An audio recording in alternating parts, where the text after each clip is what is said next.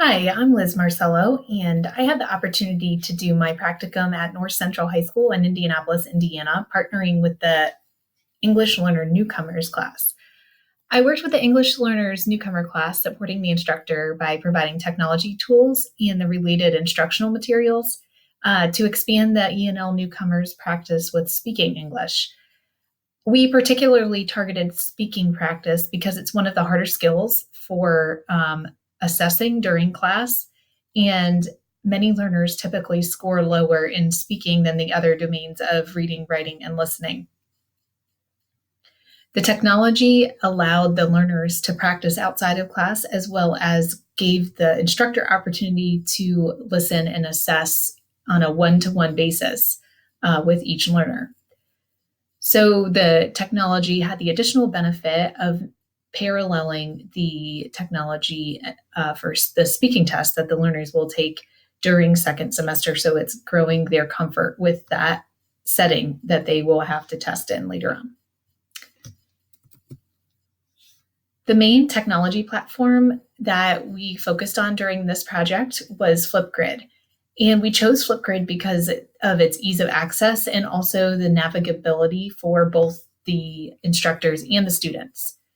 Flipgrid actually allows the instructors to share one account. So I created this Flipgrid account, and then I included the collaborating teacher as a co-pilot, and we had equal power when it came to activities and creations inside Flipgrid.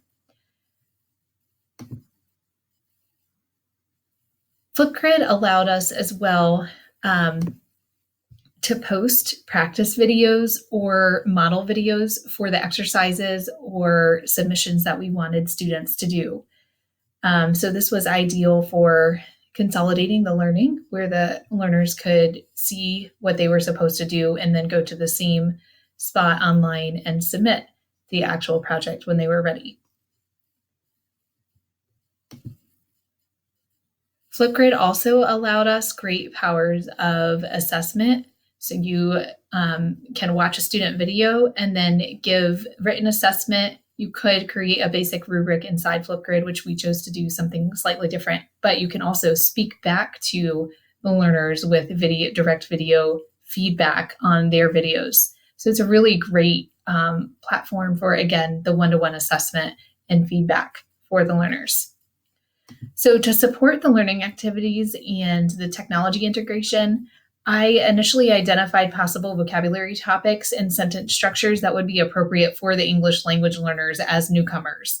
And to do this, I scanned resources and also researched what the benchmark should be according to the WIDA consortium, which is the major provider of ENL services for the K-12 environment. And then I posited these potential topics to the teacher. Throughout the project, we continually referred back to this, what we call the learning alignment chart, adjusting what we were doing for projects, adjusting the language structures that we were using for the projects. And the teacher also began contributing her own ideas to the learning alignment chart. And then I will continue to use this as a base of ideas and resources to pass along to the collaborating instructor as she wants to continue using this as a core of her teaching trajectory. We also shared a Google Drive, and most of the project components are here in the Google Drive, besides the few pieces that are embedded only in Flipgrid. So we went through 4 learning components during the practicum time. We have 1A and 1B, and then 2A and 2B. And in each component, I developed multiple tools for supporting the speaking activity. So, for example, in 2A, there's a facilitator's guide, and the collaborating instructor by this point actually implemented 2A. And then there's a supporting video, a supporting word list, and then other related materials for implementing and assessing. I actually created a separate folder for assessment tools, and we went through several iterations of assessment before the instructor finally settled on wanting to have her own system of tracking each learner's progress for their speaking over the course of time. So we created a spreadsheet that matched the way that she wanted to track that. All along the way, I have been analyzing our progress informally and formally. So our pattern was to implement and then debrief and adjust and go back to the design and development and implement the next stage and then debrief and adjust, et cetera. So I have a formative evaluation report for stages 1A and 1B. And then 2A, we did an informal debrief. And then 2B was the final component that we officially worked on together. So after that, we had a more lengthy exit interview together, doing continued planning and reviewing. And then the instructor filled out a survey to give me additional feedback on the practicum and its procedures. So, of course, there were challenges along the way. I do believe one of the major challenges that will always dog the designer and instructors is time. So we did face stiff time constraints, trying to eke out time to touch base with each other, even just standing in the hallway between classes. It made sure we scheduled times once a week, but then there was always more to talk about than we were able to cover. Also, the instructor faces steep time constraints when trying to continue the development of the project. So that's something I really have to watch out for and make sure that she's equipped to continue implementing without being overwhelmed by the time-consuming nature of development. Scope creep was definitely a problem.